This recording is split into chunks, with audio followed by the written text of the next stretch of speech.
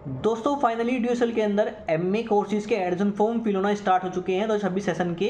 तो अगर आप भी ड्यूसल के अंदर एमए हिंदी से करना चाहते हैं, फिर एमए संस्कृत से करना चाहते हैं, फिर एमए हिस्ट्री से करना चाहते हैं, फिर एमए पॉलिटिकल साइंस से करना चाहते हैं, तो कैसे आपको एडमिशन फॉर्म को फिल करना है, एलिजिबिलिटी क्राइटेरिया क्या रखा गया है इस बार, फीस स्ट्रक्चर कितने होने वाला है आपका इस बार एमबीए कोर्सेज का, साथ में एडमिशन फॉर्म फिल होने के बाद मेरिट लिस्ट कब आएगी, उससे जुड़ी हुई जानकारी आपको मैं इस वीडियो के अंदर शेयर करने वाला हूं। तो चलिए दोस्तों वीडियो को स्टार्ट करते हैं। साथ ही दोस्तों अभी तक आपने चैनल को सब्सक्राइब नहीं किया, चैनल को सब्सक्राइब जरूर कर लीजिएगा, वीडियो अच्छी लगे वीडियो को लाइक और शेयर जरूर कीजिएगा। तो देखिए दोस्तों ड्यूसल के अंदर एमए एडमिशन फॉर्म को फिल करने के सबसे पहले ड्यूसल की मेन वेबसाइट पर जाना है। मेन वेबसाइट पे आते ही आपको डैशबोर्ड पे ही एकेडमिक सेशन 2026-27 के यूजी पीजी एडमिशन फॉर्म के ऑप्शन देखने को मिल जाते हैं। तो यहाँ पे आपको यूट्यूब चैनल मिल जाएगा, इंस्टाग्राम चैनल का लिंक मिल जाएगा, साथ ही यूजी पीजी एडमिशन फॉर्म का यहाँ पे आपको ऑप्शन देखने को मिल जाता है। तो हम यहाँ पे बात कर रहे हैं पीजी एडमिशन फॉर्म की। तो यहाँ पे देखिए सेकंड ऑप्शन मिलता है हमें पीजी एडमिशन का, जहाँ पे आपको प्रोस्पेक्टस मिल जाता है एमए एमकॉम और एमबीए बीएलआईसी एमएलआईसी कोर्सेज का। साथ में पीजी के अंदर आप कौन कौन से प्रोग्राम कर सकते हैं उसका यहाँ पे आपको ऑप्शन देखने को मिल जाते हैं। तो यहाँ पे देखिए हम बात कर रहे हैं एमए एमकॉम कोर्सेज की, एमबीए कोर्सेज का भी सेम एडमिशन फॉर्म आप फिल कर सकते हैं। तो यहाँ पे बात करते हैं, आपको सबसे पहले यहाँ पे एलिजिबिलिटी क्राइटेरिया पता होना चाहिए, जिसके लिए देखिए हम एमए एमकॉम के प्रोस्पेक्टस ऑप्शन क्लिक कर लेते हैं। पीजी प्रोग्राम का प्रोस्पेक्टस ओपन करते ही आपके सामने कोर्सेज हो जाएंगे। इसमें आप देखिए MA Hindi, MA history, MA political science, MA Sanskrit और एमकॉम कोर्सेज कर सकते हैं। तो अब बात करते हैं सबसे पहले हम यहाँ पे एलिजिबिलिटी क्राइटेरिया की। तो देखिए दोस्तों, जिसने सीयूटी दिया है पीजी के लिए या फिर विदाउट सीयूटी भी आप एमए एमकॉम के एडमिशन फॉर्म को फिल कर सकते हैं। तो यहाँ पे बात करें, अगर आप एमए हिंदी के फॉर्म को फिल करना चाहते हैं तो यहाँ पे देखिए 3 कैटेगरी रखी गई है आपके एडमिशन फॉर्म फिल करने के लिए, एलिजिबिलिटी क्राइटेरिया के लिए। Category 1A, category 1B, category 2A। Category 1B के अंदर यदि आपने किसी भी यूनिवर्सिटी से बैचलर कोर्स किया हुआ है तो वो कैटेगरी 1A सेलेक्ट करनी है। अगर आपने मास्टर किया है किसी भी यूनिवर्सिटी से तो कैटेगरी 1B सेलेक्ट करनी है। अगर आपने एमए हिंदी ऑनर्स कोर्स किया है दिल्ली यूनिवर्सिटी से तो आपको कैटेगरी 2A सेलेक्ट करनी होगी। मिनिमम जो एलिजिबिलिटी क्राइटेरिया रखा गया है 50% मार्क्स होने जबकि जनरल ओबीसी ईडब्ल्यूएस कैटेगरी के लिए 45% मार्क्स होने चाहिए एससी एसटी पीडब्ल्यू कैंडिडेट के लिए। साथ ही आपको यहाँ सेमेस्टर 1 सेमेस्टर 2 के सब्जेक्ट डिटेल शो हो जाएंगे जो आप चेक कर सकते हैं। साथ ही देखिए, अगर आप एमए हिस्ट्री प्रोग्राम से अपना एडमिशन फॉर्म फिल करना चाहते हैं तो उस कैटेगरी यहाँ पे सेम रखी गई है 1A 1B 2A।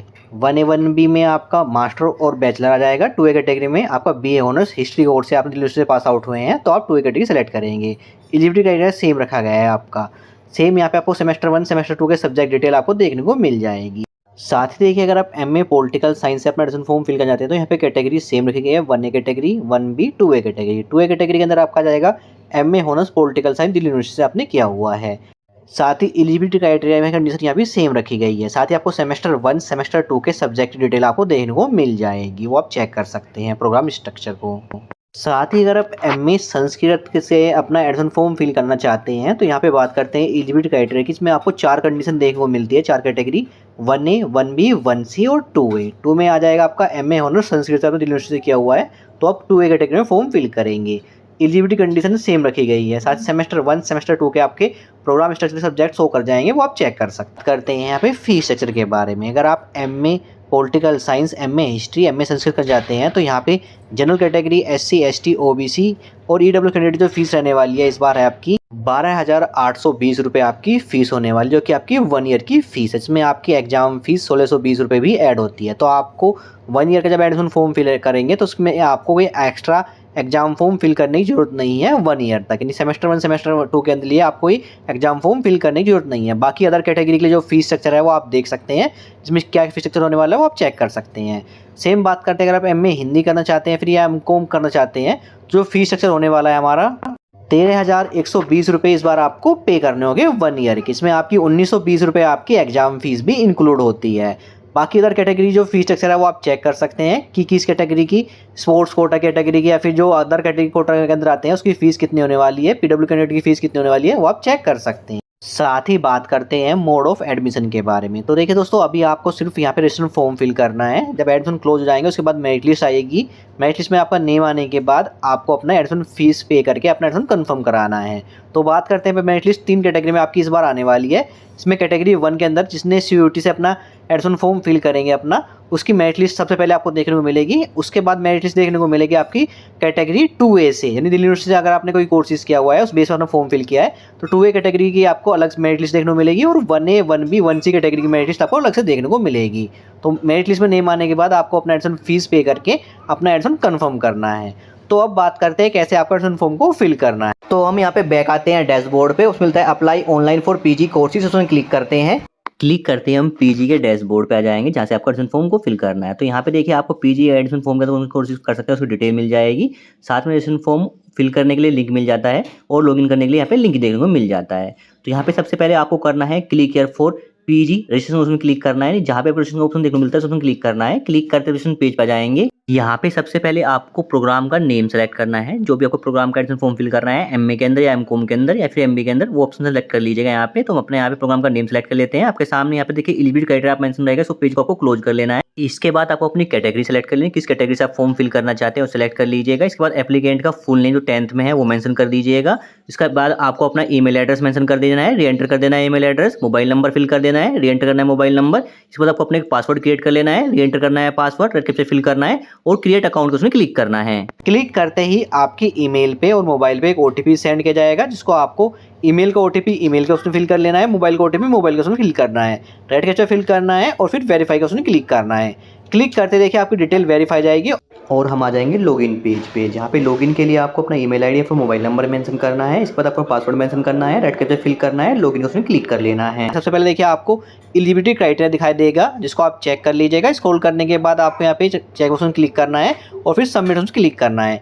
क्लिक करते ही हम आ जाएंगे पेमेंट के स्टेप पे, जहाँ पे देखिए आपकी कैटेगरी वाइज आपको यहाँ पे आपके प्रोग्राम की रजिस्ट्रेशन फीस हो करेगी।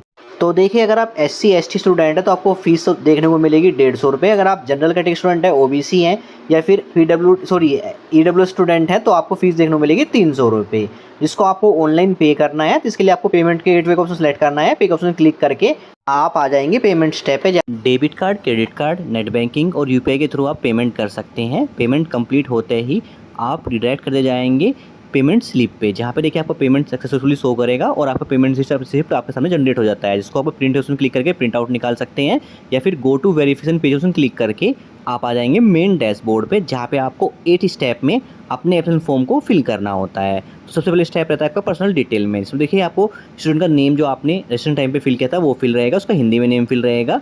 अब आपको अपना यहाँ पे जेंडर सेलेक्ट कर लेना है, जो भी जेंडर है आपका। इसके बाद आपको अपनी डेट ऑफ बर्थ फिल कर लेनी है, रिलीजन क्या है आपका वो सिलेक्ट कर लीजिएगा, मैरिटल स्टेटस क्या है, आप मैरिड है या फिर सिंगल है वो आप सिलेक्ट कर लीजिएगा ऑप्शन, कैटेगरी क्या है आपकी वो सिलेक्ट कर लीजिएगा, फादर्स का नेम फिल कर लीजिएगा, हिंदी में ऑटोमेटिक फिल हो जाएगा, मदर्स का नेम फिल कर लीजिएगा, हिंदी में ऑटोमेटिक फिल हो जाएगा। इसके बाद देखिए अगर आप ऑर्फन स्टूडेंट है या आप अनाथ है तो यस की जगह नो कर लीजिएगा।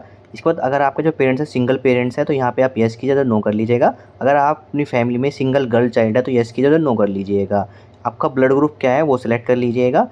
इसके बाद देखिए अगर आप PWD कैंडिडेट है तो यहाँ पे यस कीजिएगा, उस हिसाब से अपनी डिटेल सेलेक्ट कर लीजिएगा ऑप्शन, अदरवाइज नो सेलेक्ट कर लीजिएगा। मोबाइल नंबर, ईमेल आईडी आपका पहले से ही फिल रहेगा, नेशनलिटी सेलेक्ट कर लेनी है आपको। इसके बाद देखिए अगर आप TDC ही कोल या SOL के एम्प्लॉई हैं तो यहाँ पे यस की जगह नो कर लीजिएगा।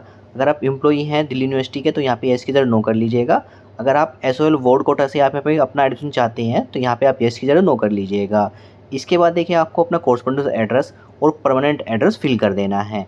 साथ ही आपको अपनी बैंक अकाउंट डिटेल फिल करनी है। इसमें आप पेरेंट्स की डिटेल दे सकते हैं या फिर सेल्फ भी अपने बैंक अकाउंट की डिटेल दे सकते हैं। इसमें देखिए रिलेशनशिप मेंशन करना है, सेल्फ का या फादर्स या मदर्स का नेम सेलेक्ट कर लेना है, अकाउंट होल्डर का नेम मेंशन करना है, अकाउंट नंबर मेंशन करना है, बैंक का नेम मेंशन करना है, ब्रांच का नेम मेंशन करना है, IFSC कोड मेंशन कर देना है। इसके बाद हमें अपनी income and financial support scheme की यहाँ पे डिटेल फिल करनी है। देखिए आपकी फैमिली इनकम किस कैटेगरी के अंदर लाई करती है वो सिलेक्ट कर दीजिएगा। अगर आप 1 लाख से नीचे सेलेक्ट करते हैं यानी आपकी जो फैमिली है वो गरीबी रेखा से नीचे आती है तो इस ऑप्शन में आपको अपना डॉक्यूमेंट भी अपलोड करना होगा, अदरवाइज आपकी जो एनुअल फैमिली इनकम कितनी है वो सिलेक्ट कर लीजिएगा। इसके बाद देखिए आपका एप्लीकेंट का जो एम्प्लॉयमेंट स्टेटस क्या है, वर्किंग है या अनएम्प्लॉयड है वो सिलेक्ट कर लीजिएगा। अगर आप CFE एम्प्लॉई हैं तो यहाँ पे यस की जगह नो कर लीजिएगा। वार्ड आर्म फोर्स के आप अपने फॉर्म फिल करना चाहते हैं तो यस की जगह नो कर लीजिएगा। साथ में अगर आपको नीड फाइनेंशियल सपोर्ट स्कीम यानी आप स्कॉलरशिप चाहते हैं तो इस ऑप्शन को आप यहाँ पे यस कीजिएगा, अदरवाइज नो कीजिएगा। अगर यस करते हैं तो आपको जो इनकम है फैमिली की वो किस कैटेगरी के अंदर लाई करती है वो सिलेक्ट कर लीजिएगा। इसके बाद देखिए आपको अपनी मिसलेनियस डिटेल फिल करनी होती है। इसमें देखिए अगर आपको कंप्यूटर नॉलेज है तो यस कीजिएगा, इंटरनेट यूज़ करते हैं तो यस कीजिएगा, कंप्यूटर लैपटॉप है आपके पास तो यस कीजिएगा और फिर नेक्स्ट में क्लिक कीजिएगा। क्लिक करते ही आपकी पर्सनल डिटेल है आपको सामने शो करेगी, इसको आप एक बार चेक कर लीजिएगा। सारी डिटेल सही है तो स्क्रॉल करके आपको नेक्स्ट में क्लिक करना है। क्लिक करते ही आप स्टेप 2 पे जाएँगे, जहाँ पे स्टूडेंट को अपनी डीबीआईडी और एबीसी आईडी फिल करनी होती है।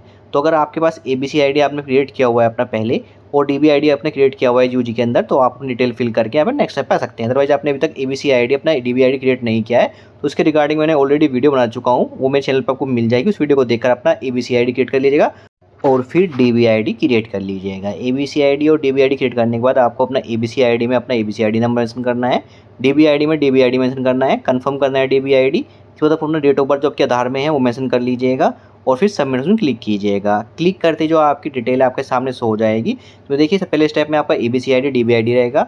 इसके बाद देखिए आपका नेम, डेट ऑफ बर्थ और जेंडर मेंशन रहते हैं, जिसमें देखिए आपकी जो डिटेल है वो मेंशन रहेगी। अगर डिटेल आपकी सारी सही है तो स्टेटस में आपकी ओके शो करेगा, यानी आपकी सारी डिटेल सही मैच हुई है। अगर कोई यहाँ पे डिटेल मिसमैच शो कर रही है पहले डिटेल करेक्ट कीजिएगा, उसके बाद ही नेक्स्ट स्टेप पे क्लिक कीजिएगा। अगर इस पर डिटेल सही थी तो हम नेक्स्ट में क्लिक करते हैं। क्लिक करते ही हम स्टेप 3 पे जाएंगे, जहाँ पे देखिए आपको एकेडमिक डिटेल फिल करनी होती है।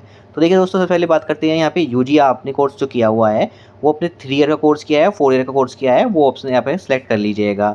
इसके बाद ऑप्शन मिलता है अगर आपने दिल्ली यूनिवर्सिटी से अपना कोई प्रोग्राम किया हुआ है तो यहाँ पे आपको येस करना है। येस करने के बाद उसकी डिटेल आपको फिल करनी है। अगर नहीं किया है, दिल्ली यूनिवर्सिटी से कोई प्रोग्राम नहीं किया है तो यहाँ पे नो कर लीजिएगा और फिर नेक्स्ट स्टेप में अपनी डिटेल फिल कर लीजिएगा। तो यहाँ पे मेरे स्टूडेंट ने दिल्ली यूनिवर्सिटी से अपना कोर्स किया हुआ है तो येस करते हैं। येस करने के बाद देखिए आपको अपनी डिटेल मेंशन करके देखिए सबसे पहले आपको अपना एनरोलमेंट नंबर मेंशन कर देना है। इसके बाद देखिए डिपार्टमेंट और एफिलिएटेड कॉलेज का नेम मेंशन कर देना है। अगर आपने एसओएल से किया हुआ है तो स्कूल ऑफ ओपन लर्निंग यहाँ पे सेलेक्ट कर लीजिएगा ऑप्शन। इसके बाद कौन सा प्रोग्राम किया है उस प्रोग्राम का नेम मेंशन कर दीजिएगा। किस ईयर में आपने रजिस्ट्रेशन किया था, किस ईयर में आपने एडमिशन लिया था वो ईयर आपको मेंशन कर देना है।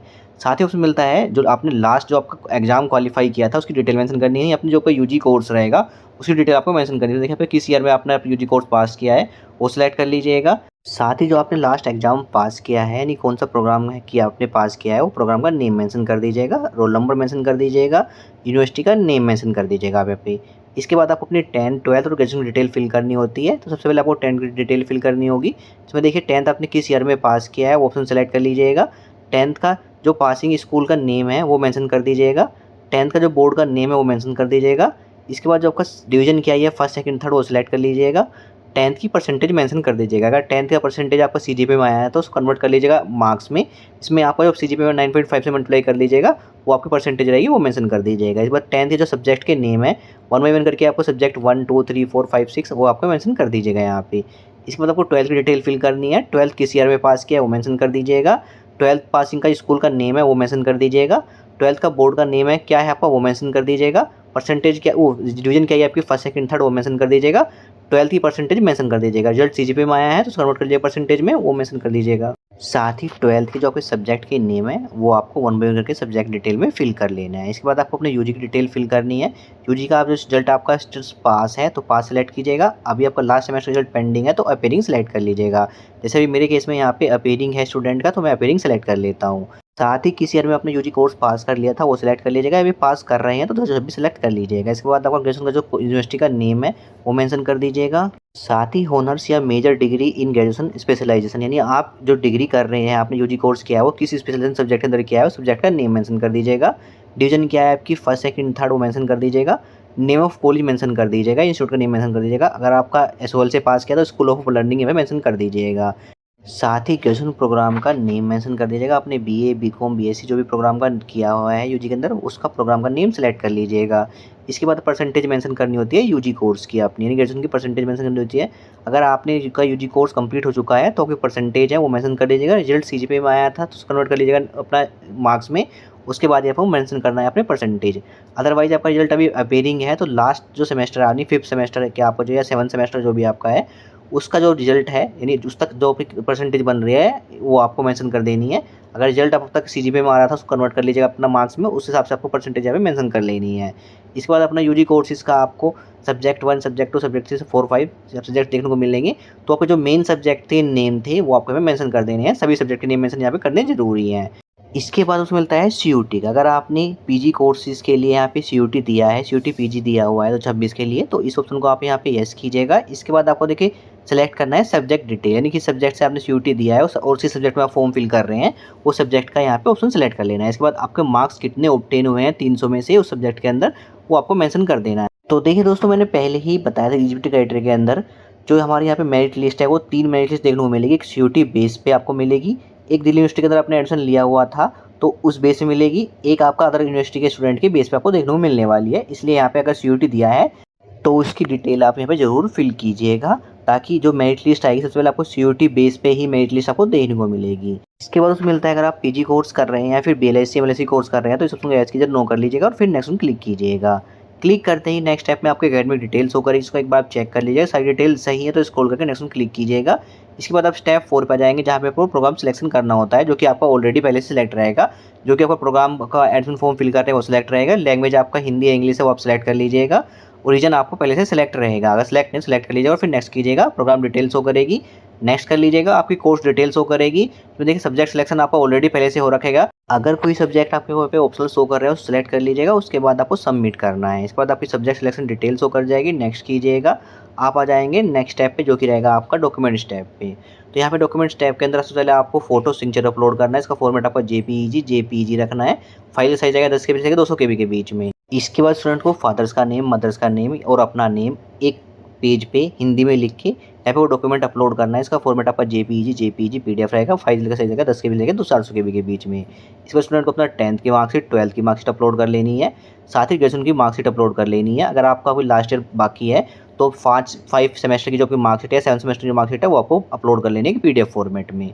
साथ ही स्टूडेंट को अपना ग्रेजुएशन का प्रोविजनल सर्टिफिकेट है, डिग्री अपलोड करनी होती है। अगर आपका प्रोविजनल सर्टिफिकेट नहीं है, डिग्री नहीं है, तो इस केस में आपको जो आपकी मार्कशीट है वो आपको यहाँ पे अपलोड कर लेनी है। साथ ही स्टूडेंट को अपना कॉपी ऑफ बैंक अकाउंट या फिर कैंसिल चेक का यहाँ पे डॉक्यूमेंट ग्रुप में अपलोड करना है। जो आपने बैंक अकाउंट डिटेल दी थी, जिस पर्सन की दी थी, सेल्फ की दी थी, फादर्स मदर्स की दी थी, उसका डॉक्यूमेंट की कॉपी यहाँ पे अपलोड करनी है।